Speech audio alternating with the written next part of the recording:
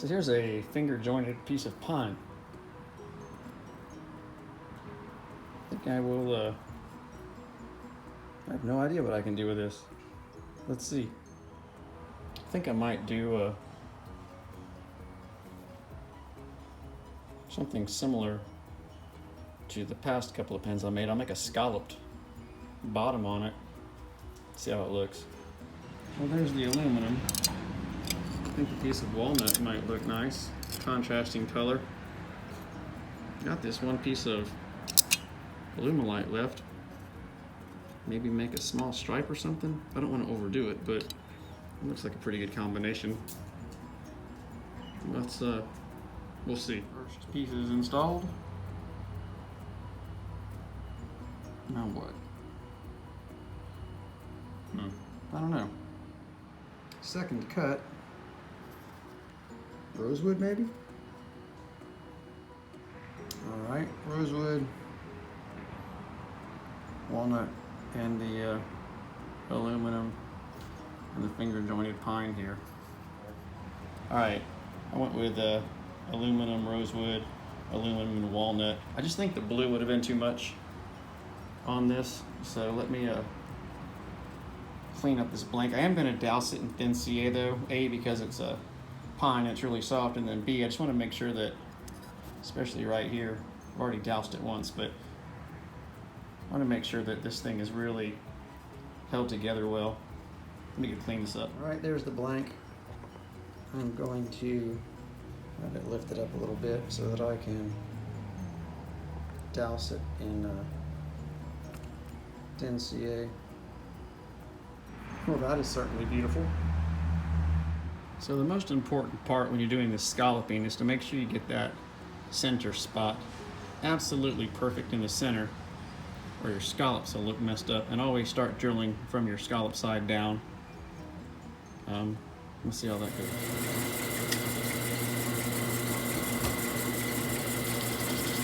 And you want to drill very, very, very slowly,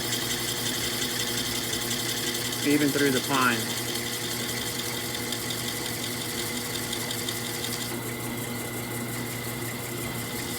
And raise the drill bit up periodically to clean out the cuttings.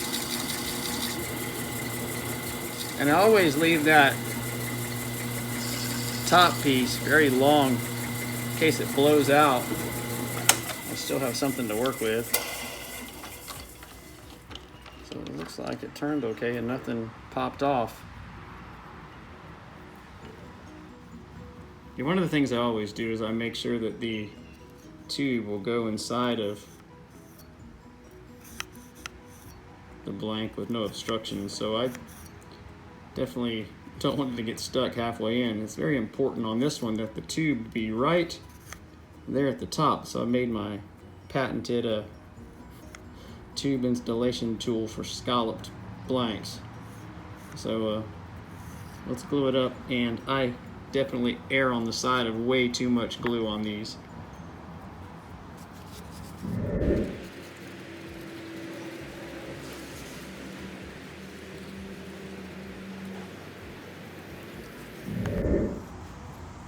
All right, here we go.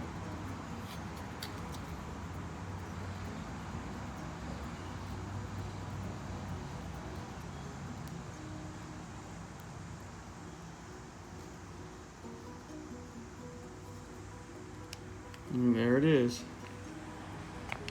So just, barely inside of there. And I'll just touch that on the on my little jig I have set up on my disc sander. All right, so let's flush up our ends here. There's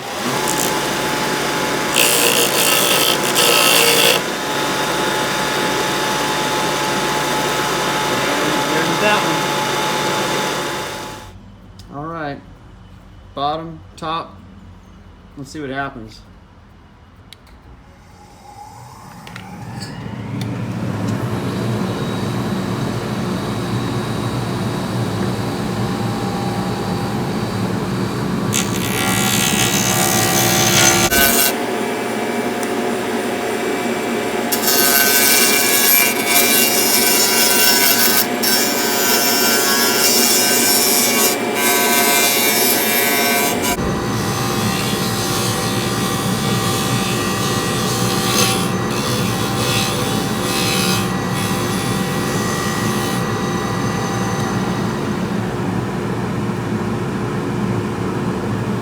damn it. A piece of that chunked out. Ah, a piece of that chunked out too. Son of a... So, as you can see, I had a blowout, but I can fix it actually. So I've drilled a hole, this piece of rosewood, and I'm going to cut it at 45 degrees and then glue it back in place there. So hang on a second. Alright, so here's my repair. It's a piece like this. I will simply glue that right there and then trim all that back.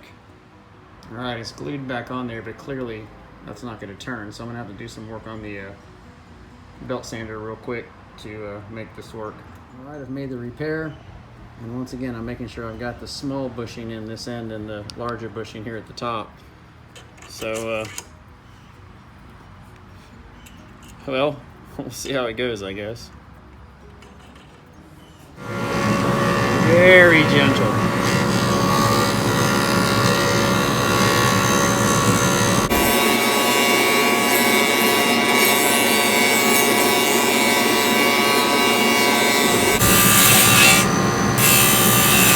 And when it hits that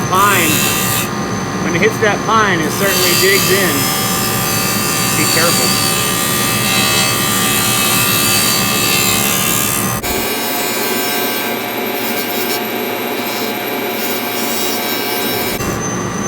Let's try some sandpaper now.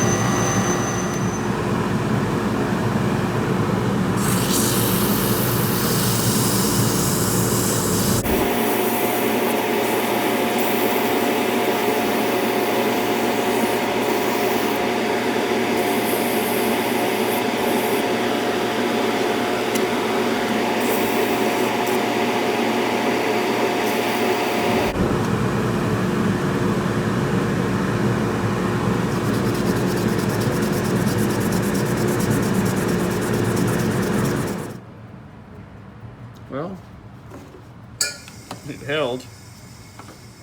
We have some more cleanup to do, but let's put some mineral spirits on it and see what it looks like.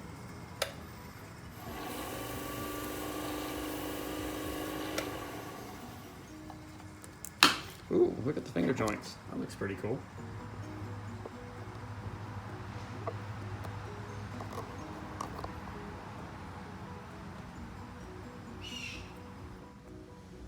So everybody and their mama has theories about putting on CA finish. Well, this is my theory. I like to put on several coats of thin, just so that it sucks into the wood, or the wood sucks it up. And I do not use any accelerator on the first several coats. Some people say don't use smoke. Some people say don't use accelerator at all.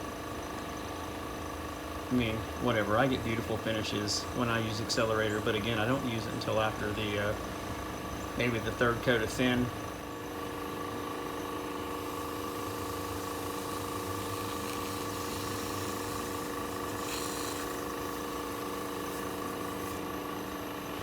Anyway, you get the idea. I'll be back. So after entirely too much CA, it looks pretty good. Let me wet sand this with the micro mesh pads and see how it looks.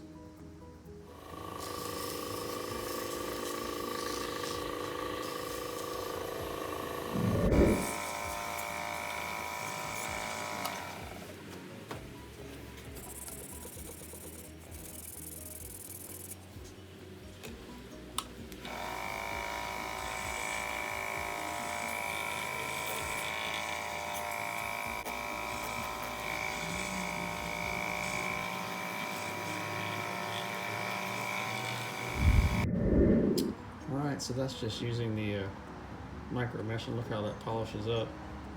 So now let's put some plastic polish on it. Pushing it in there really good so that it Really gets out any remaining fine scratches. And then crank up the RPMs and back to shining shoes here.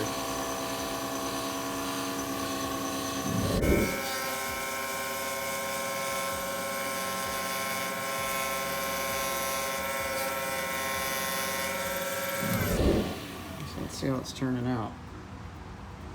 Ooh, pretty. One thing I forgot to mention is that sometimes you will get these little toenails from your finishing. So what I do is I come over here to this little jig that I made, and I just barely touch the disc sander to knock those down. So what I'm doing is I'm lining this up so that I can see those finger joints pretty clearly. I think that either there or there. I think I like to cover this one better. So I'm gonna line this up with that right there as best I can. And put this, my clamp.